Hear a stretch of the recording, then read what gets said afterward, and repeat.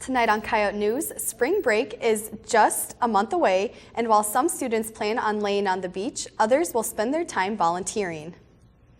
USD has a new major that encourages students to go green, and a new multi-million-dollar athletic complex finally gets the go-ahead. Rivalry week didn't favor the Coyotes, and one man is desperately trying to find a date. Those stories are coming up, but first, headlines with Joanne Doom. Thanks, Cassie. A Fort Pierre man claims that he was fired for posting online photos of a crumpled American flag. Former Stanley County School District custodian Cesar Zaki noticed that a co-worker would often mishandle the American and South Dakota flags while putting them away. Zaki decided to post pictures of the crumpled flags on Facebook when his co-worker refused to fold them properly. Zaki says the Stanley County School District fired him because the posting placed the school under scrutiny. So he's now suing. School district officials say that's not the reason he was fired. Drone strikes have become a controversial issue recently in Washington. Documents reveal that U.S. officials are able to order drone attacks on U.S. citizens suspected of working with terrorists. Such strikes occurred in September of 2011, resulting in the death of 2 U.S. citizens in Yemen for their suspected involvement with al-Qaeda. U.S. Press Secretary Jay Carney has called the attacks legal, ethical, and wise. A South Carolina politician is being highly scrutinized after making derogatory comments on his Twitter feed. Former state GOP executive director Todd Kincannon compared Super Bowl 47 to Trayvon Martin on his social networking site. The comment referenced a sexual act. Kincannon's statement has received much backlash since its posting, and Kincannon later said on his Twitter that he has opted not to run for re-election. A former hostage celebrating his 6th birthday today. People in Alabama are expressing relief in the successful rescue of the boy. Jimmy Lee Dykes, a 65-year-old Vietnam War veteran, killed a school bus driver and kidnapped the boy. Dykes held him hostage in an underground bunker at his home. Federal agents raided the bunker and managed to rescue the hostage. Dykes died in the confrontation. And those are your headlines. Coyote basketball teams will soon have a home of their own. The Senate Appropriations Committee approved the bill that allows the Board of Regents to fund USD's new arena and outdoor track and soccer complex. USD still has about $10 million to raise before it reaches the $48 million total for the 2 projects. Interim Athletic Director David Herbster says the expansion could break ground by the end of the year. It'll be the biggest athletic endeavor at USD since the Dakota Dome opened in 1979. South Dakota teachers might be able to start carrying a gun in class. State lawmakers are considering a bill that allows school districts to arm personnel once they've had proper training. The House passed the initiative 42-17 last week.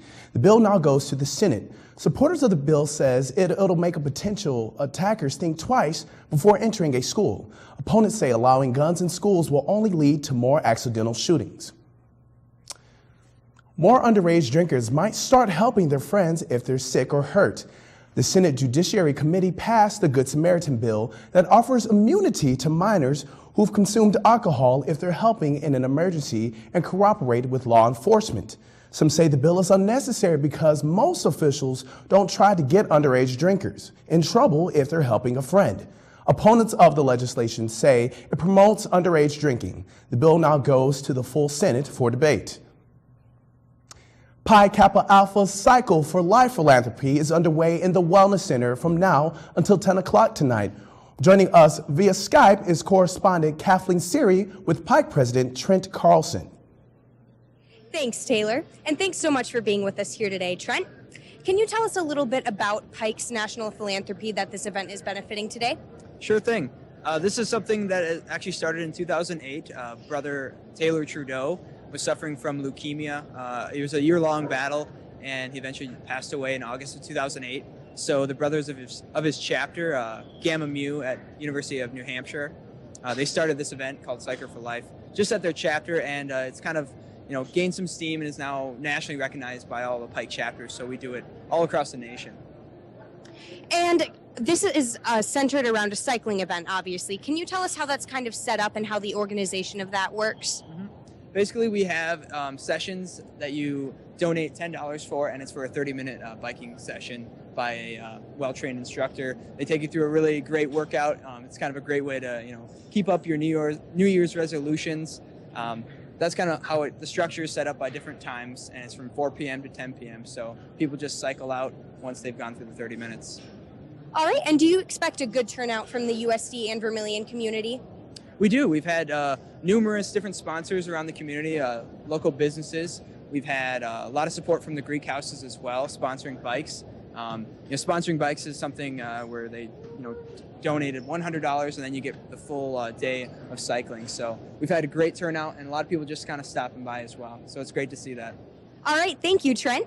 That was Trent Carlson, president of Pi Kappa Alpha, and I'm Kathleen Suri, live from the Wellness Center. Thanks, Kathleen. The U.S. military recently said it'll allow women to serve in infantry and other direct combat situations. Coyote News' Angela Morrow explains what the changes really mean.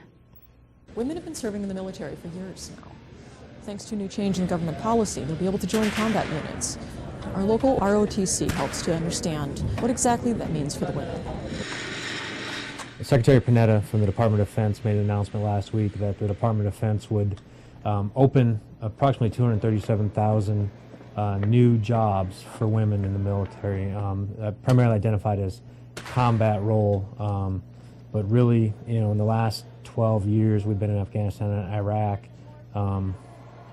the women have been active, right on the front lines. It's more of a opening of certain positions and job skills to women that they had not been in before. Women have been in combat, if they're on combat units or not. They've still stayed in combat, and they've done a great job thus far, and I don't see any reason why that would change with them being put in combat units. I know I've talked to girls who are all like, yeah, I would just love to get in there in combat. So I think it's an awesome opportunity for people who are interested in that. For Coyote News, I'm Angela Morrow.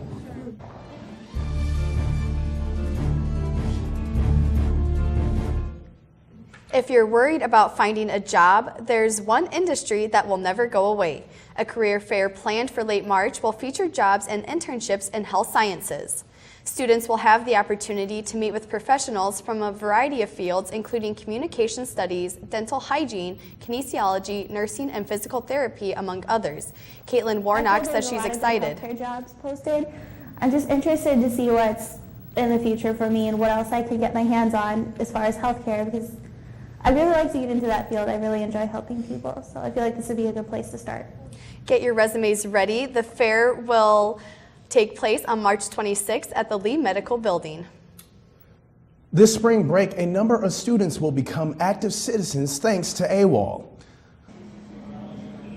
AWOL, which stands for Alternative Week of Off-Campus Learning, will be making a difference in communities all over the country during the next month's break. Active citizenship, and what that means is participants make a transformation in their trip, and when they come back, the community becomes a priority in their life choices and their values. So just seeing things and being radically altered into changing the way they interact on a normal day-to-day basis. During the week, AWOL volunteers will travel to 6 different locations in Kansas City. They'll help fight poverty and contribute to the area's food bank. In Missoula, they'll learn about suicide awareness and prevention programs.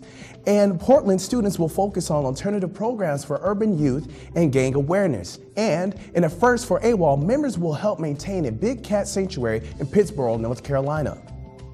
Volunteers will also be traveling to Wheeling, West Virginia and Sauk Center, Minnesota. On tonight's Coyote blog, Angelica Brackens admits to an addiction, but chooses to do nothing to treat it. Hi everybody, my name is Angelica and I'm addicted to Netflix. Hey, at least it's not an addiction to alcohol or illegal drugs. My friends and I have this particular weekend routine. On Fridays, or as we call them, Fat Girl Fridays, we eat a lot of food that could potentially clog our arteries and watch countless hours of Netflix. Saturdays are Saucy Girl Saturdays, where we eat wings and watch even more Netflix. And Sundays are Skinny Girl Sundays. On Skinny Girl Sundays, we eat healthy and watch tons of Netflix. Recently, Fat Girl Fridays have extended to include Thursday, but that's beside the point. What all of these days have in common are the numerous hours of Netflix. Since I started streaming Netflix on my Wii console at the beginning of January, I've watched over 30 movies, more than 100 TV episodes from over a dozen shows, and 1 Taylor Swift documentary. And that's one too many. I stream Netflix when I fall asleep, when I get ready in the morning, when I come back home in between classes, even when I shower. I turn the volume up pretty loud so I can hear it. My suggestion for Netflix is for them to take off all the streaming Nicolas Cage movies and replace them with movies that normal people would want to see, like Space Jam or Tangled. What I can say is that I won't be letting up on my addiction anytime soon. Next on my list is Craigslist Joe and Mad Men. For Coyote Blog, I'm Angelica Brackens.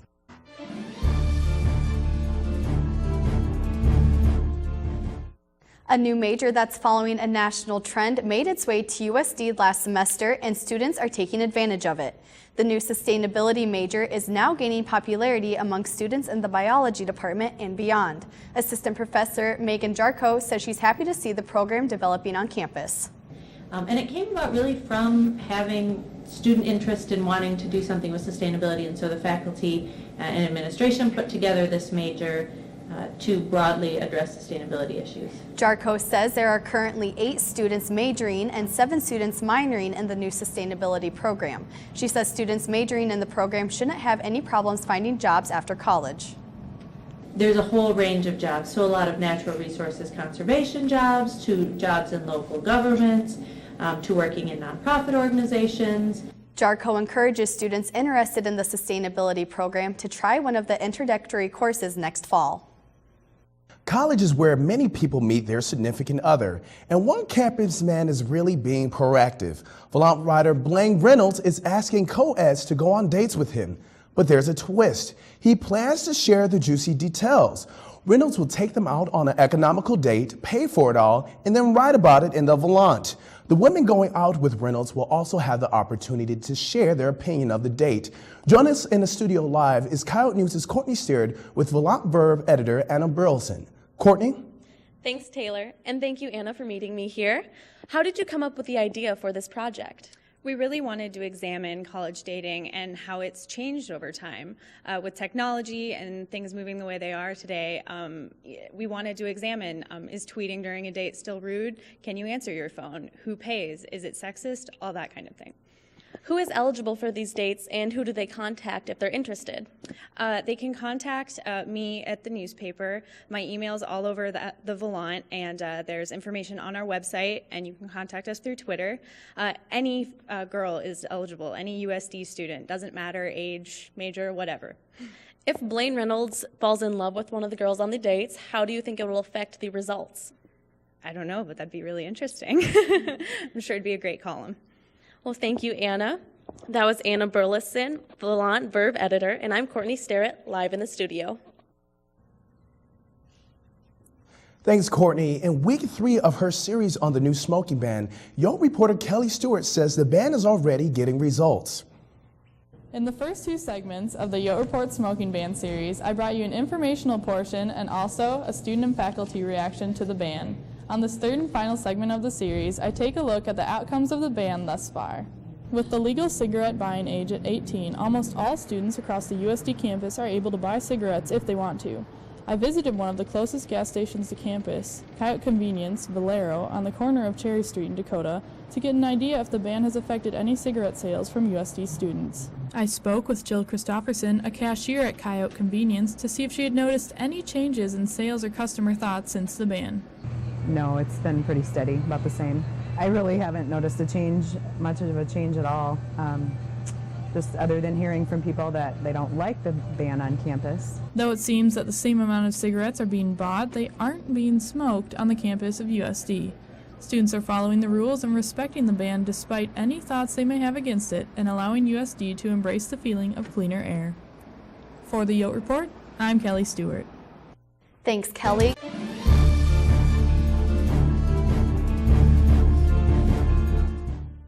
Today on Coyote Sports, the Yotes went up against the Jacks for rivalry week, but the results weren't what the U hoped for.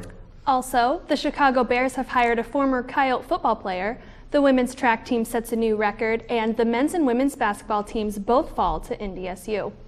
And the Super Bowl is over, but commentator Nicole Griffith says she's looking forward to next year's season. But first, sports headlines. Jelan? Thanks, Ethan. The Detroit Lions have parted ways with troubled wide receiver Titus Young. Young was a second-round draft pick in 2011, but he's been disciplined multiple times in the past year. Young was told to stay away from the team facility because he intentionally lined up wrong in the loss to the Green Bay Packers during Week 14. Young also had a problem with trash-talking his own team on Twitter. The St. Louis Rams have claimed Young off waivers.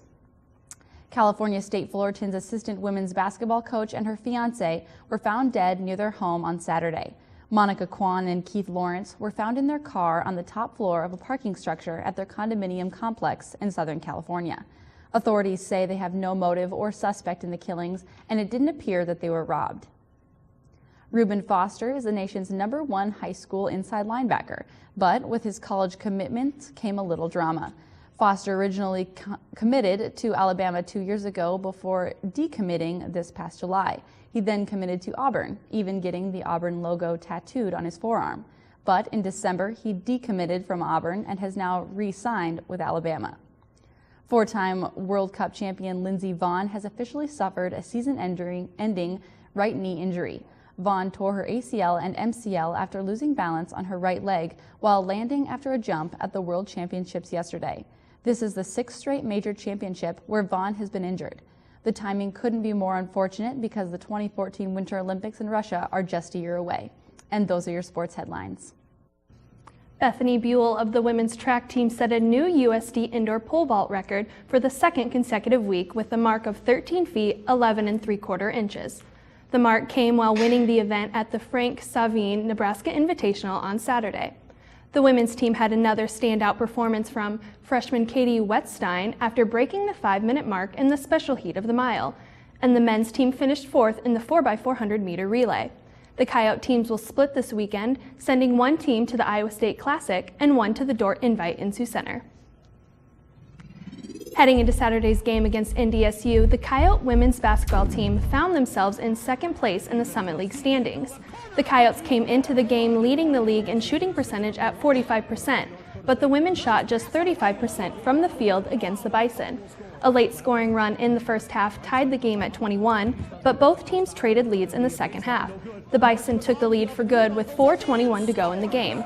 Nicole Seekamp led the Yotes with 19 points and 5 assists, while Polly Harrington had a double-double with 11 points and 10 rebounds. The loss dropped the women to 3rd in the Summit League standings with a 6-4 record. They'll take on Kansas City on Saturday in the Dakota Dome at 2 o'clock. The men's basketball team traveled to Fargo on Saturday and also came up short against the Bison, falling 65-46. The Coyotes were held to 15 points in the first half. Brandon Boss led the Coyotes with 16 points and 4 rebounds. Trayvon Wright led the Bison with 17 points and 7 boards as NDSU improved to 9-2 in the Summit League. Tied for first with SDSU in Western Illinois, USD falls to 6th place in the conference with a 4-7 record in the Summit League. The men will travel to Kansas City on Saturday to take on the Kangaroos. The Chicago Bears have hired a former Coyote offensive lineman, Andy Bischoff, as their tight ends coach. Bischoff played for USD from 1990 to 1993 and previously coached for the Montreal Alouettes under the new head coach Mark Tretzman. Bischoff graduated with a bachelor's degree in education in 1994. He then went on to complete his master's in education administration from Mankato State University and earned a postmaster's license in administration in 2006. On this week's sports commentary, Nicole Griffith rehashes Super Bowl 47 and prepares for next season. Super Bowl 47 proved why football is the top-notch sport in America. Two brothers battling it out, leading to a potential family feud, bootylicious Beyonce with a jaw-dropping halftime performance, and a surprise visit by Destiny's Child. Numerous commercials, 30-plus minutes of blackout in the Superdome, questionable calls, the end of an era for a legendary player, and the birth of a new legend. I'm glad Ray Lewis of the Baltimore Ravens went out on top, but I'm even more excited for backup quarterback Colin Kaepernick to make a run for the Lombardi Trophy next season. We football fans will just have to wait until next August to see what happens. In the meantime, gear up for March Madness. For Coyote Sports, I'm Nicole Griffith.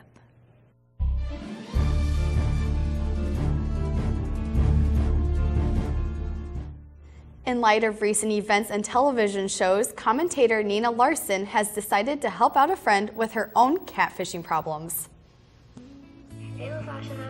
Oh, hey! So tell me about this guy you met online. Oh my gosh, he is so cute and so awesome. His name is Tyler. He's attractive and he can sing and dance and he's a model and he's gonna be a doctor. Wow, it sounds like you found the whole package. I know, and I found him in rural South Dakota. So hi! Oh my gosh, I know! Can I see his page? Yeah, I'll pull it up right here. He looks a lot like the guy from Pitch Perfect, the one that plays Jesse.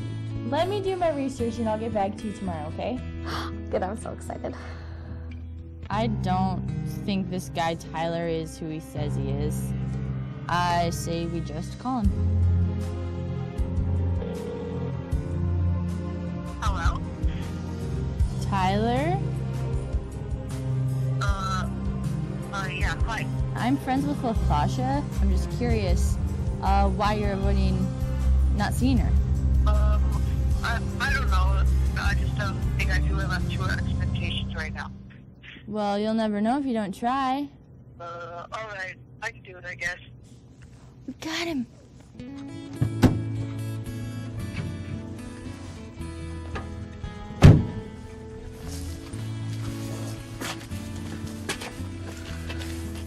Where's LaFasha?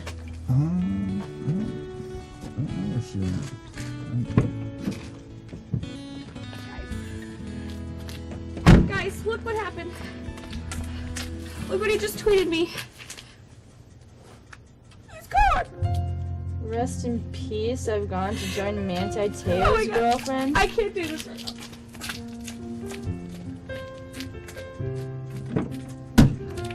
She just got catfished. Don't let the same thing happen to you, USD.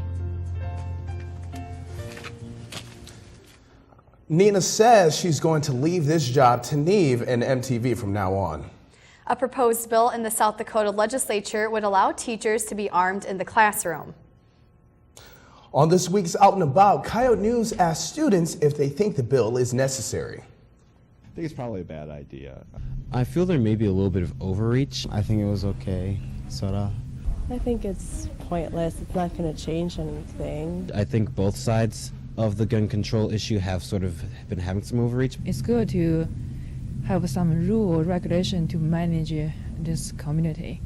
People are still going to act out when they want to. People are still going to do what they want. The argument is that if there's a bad person with a gun, we want a good person with a gun nearby. Well, that's what the police are for. But I think people do need to realize we are trying to resolve the problem of recent incidents that have happened involving guns. Depends on the kind of environment it is. It hasn't stopped people before, so what is it going to do now? I worry that more accidents will happen than protection of students. In the end, I'm just hoping that they find the best solution. I'm not quite sure if this current issue that they're proposing, though, is the right one. And provide people with a safe, comfortable, peaceful environment. After President Barack Obama admitted to the press he enjoys skeet shooting, the White House released a photo of him in act. Now the toy company Hero Builders unveiled their newest action figure. The figure portrays President Obama with a t-shirt reading "Clay Pigeons" and a gun in hand.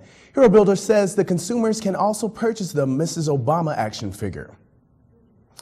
It's being called the face of love. A Russian woman who met her tattoo artist boyfriend in a chat room finally met him in person and allowed him to tattoo his name on her face the same day. Artist Ruslan Tayane tattooed his first name on his now fiancée Lezia's face in 5-inch tall letters. Lezia says the photo is a sign of the couple's eternal love. A new issue of the Volant hit stands today. Pick up a copy and read about the gun debate, freshman retention rates, and a new policy that requires shirts to be worn at the Wellness Center at all times.